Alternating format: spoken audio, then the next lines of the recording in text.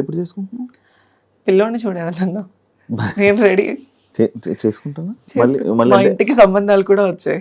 కాదు, ఇలాంటివన్నీ జరుగుతున్నాయి కదా, మళ్ళీ అలా నా లైఫ్ భయం లేదా? నా లైఫ్ లో నేను మళ్ళీ తెలిసి నేను ఆ తప్పు చేయలేను. తెలిసి నేను ఆ తప్పు చేయలేను. అది నేను స్కూల్కి వెళ్ళే టైంలో ఒక ముస్లిమ్స్ అబ్బాయిని లవ్ చేశాను. పేరు చెప్పను, లవ్ చేశాను. తను కూడా నన్ను డైలీ సైకిల్ మీద వచ్చి నాకు చాక్లెట్ ఇచ్చి ఇంటి దగ్గర వదిలిపెట్టి వెళ్ళేవాడు. అలా అలా అలా అలా బాగా డీప్ అయిపోయింది. అప్పట్లో చాక్లెట్లు ఇస్తే పడిపోయేవాళ్ళ మీరంతా? అంటే నేనైతే పడిపోయా. డైలీ వచ్చి తిరుగుతూ, అప్పుడు ఇంకా ఇప్పుడున్నది ఏం కాదు, అప్పుడు ఇలా పట్టుకుంటే పింక్ అయిపోయేదాన్ని, అంత తెల్లగా ఉండేదాన్ని చిన్నప్పుడు, ఇంకా బాగుండేదాన్ని. అప్పుడు తన వల్ల ఏంటంటే తను వయసు పెరిగింది, 5 ఏళ్ళు బాగా డీప్ లవ్ లో ఉన్నాము. అంటే అప్పుడు ప్రేమ పెళ్లిళ్ళు ఏమి తెలిసేది కాదు. తను నా మీద కేరింగ్ చూపించాడు, నేను తన మీద అఫెక్షన్ చూపించాను అంతే. అట్లా అట్లా అట్లా దగ్గర అయిపోయి నేను చెప్పాను తనకి, ఇది కాదు, నువ్వు మంచిగా సంపాదించి నువ్వు ఒక పొజిషన్ లో ఉండి నువ్వు 2 కార్లు కొని ఇల్లు కడితే నేను అప్పుడు నిన్ను పెళ్లి చేసుకుందాం మన ఇద్దరం అని చెప్పేది. చిన్నప్పుడు మాటలు ఉండేవి కదా. అట్లా ఆ అబ్బాయి సీరియస్ గా తీసుకొని, నిజంగా ఆ అబ్బాయి చాలా కష్టపడ్డాడు. కష్టపడి ఇల్లు కట్టుకున్నాడు, కార్లు సంపాదించుకున్నాడు, సగం నన్ను మోసం చేశాడు బాగా, చాలా డీప్ గా. నాకు తెలిసేది తెలియలేదు. తర్వాత మళ్ళీ నాకు దగ్గర అయిపోయి, మళ్ళీ నా లైఫ్ లో ఫస్ట్ తను సంపాదించాలి నువ్వు చెయ్యాలి అన్నానా, ఆ టైంలో నేనే సాయం చేసా తనకి, డబ్బు పరంగా కావచ్చు, అన్ని ఈవెంట్లకు వెళ్ళి. నువ్వు ఇప్పుడు డబ్బు లేకుండా ఉండిపోవడానికి రీజన్ అందరికి సహాయాలు చేసి అందరికి ఇచ్చేసి నాకు లేకుండా నేను అయిపోయింది. ఇప్పటికైనా మారచ్చు కదా, మళ్ళీ నాకు ఒక అబ్బాయిని చూడు పెళ్లి చేసుకుంటే అర్థమైంది.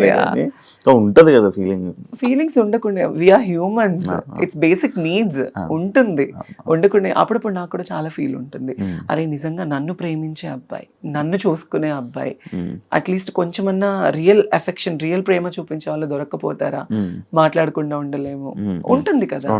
Some time when I feel low, everyday I felt alone, everyday.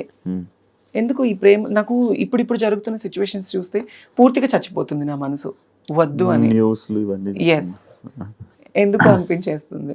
ప్రశాంతంగా షూటింగ్ చేసుకున్నామా, 4 రూపాయలు వచ్చే ఏదైనా ఈవెంట్ వస్తే చేసుకున్నామా, ఫ్యామిలీని చూసుకున్నామా, వాళ్ళు బాగుంటేనే చాలు శివ, నాకు వేరే ఇది ఏమి వద్దు. నాకు ఇంటికి కూడా సంబంధాలు వచ్చాయి, మా అమ్మ వాళ్ళకి కూడా మాట్లాడుకున్నారు.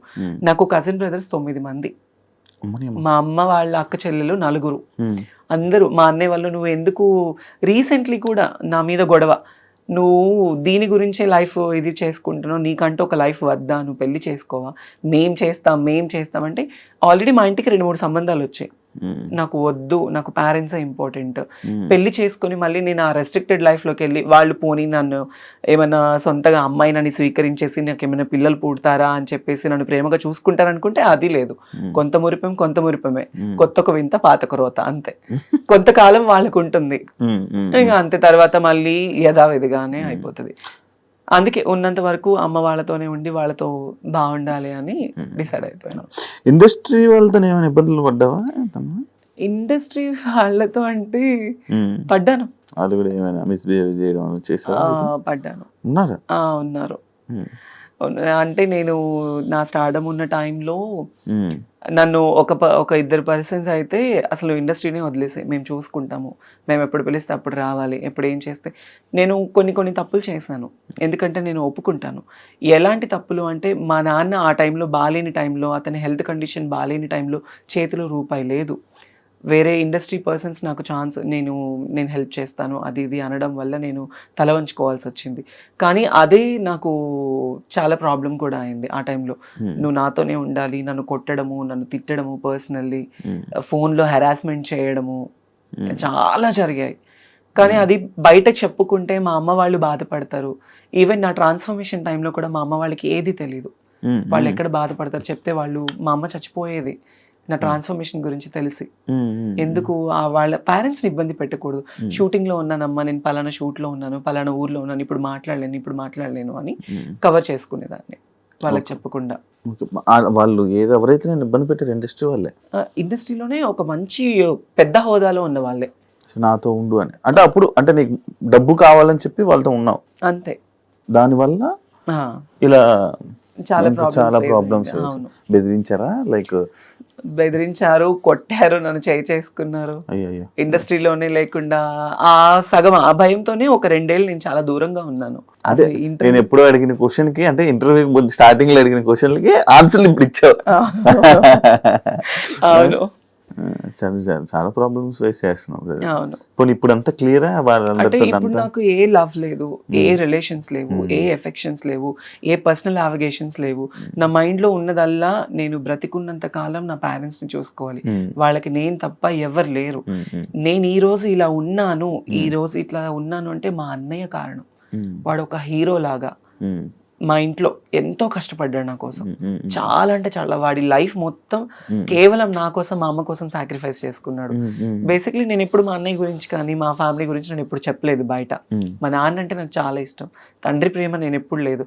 వాడే నాకు తండ్రి అయ్యి నాకు ఎంతో ప్రేమనిచ్చి నాకు తినబెట్టి, నాకు లేకపోయినా మా తమ్ముడికి ఉండాలని చెప్పి కొత్త కొత్త బట్టలు, నాకు స్కూల్కి వెళ్ళి ఫీజు, వాడికి చేతులు ఇవన్నీ బొక్కలు పడేవి తెలుసా. స్కూల్కి వెళ్ళి సిమెంట్ పని చేసి చేతికి కాళ్ళకి, నాకు పొద్దున్నే మంచి టిఫిన్, నాకు వాడు టిఫిన్ పెట్టి వాడు తినకుండా వెళ్ళిపోయేవాడు. అది నాకు తెలిసేది కాదు ఆ వయసులో. ఈరోజు మా అన్నయ్య అనేవాడు లేకపోతే నేను అనేది లేదు.